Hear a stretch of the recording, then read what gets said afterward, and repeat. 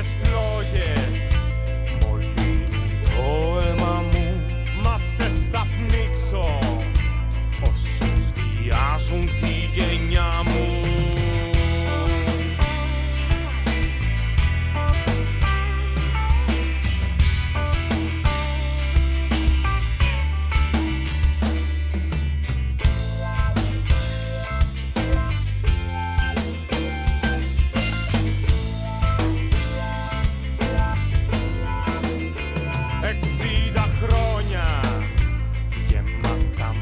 Ψέματα, οι σύμμαχοί μου, δυνάστες και σφαγείς μου, δεν με φοβίζουν οι φλόγες κι οι απειλές ως το παράδεισο.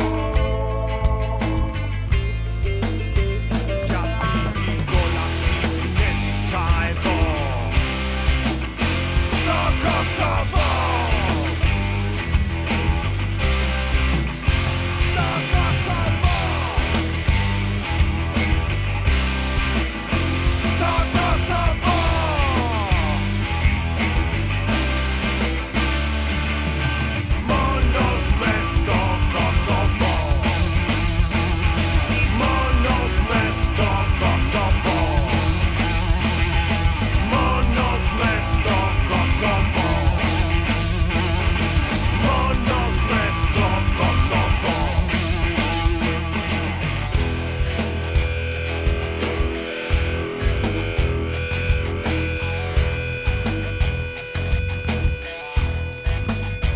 Για την ειρήνη έφτιαξα το Auschwitz. Για την ειρήνη ισοπαίδωσα τη Δρέσδη.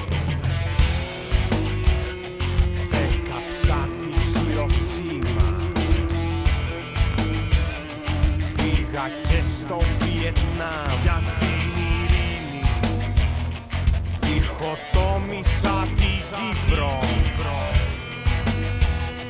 Έσβησα και τη Βαγδάτη.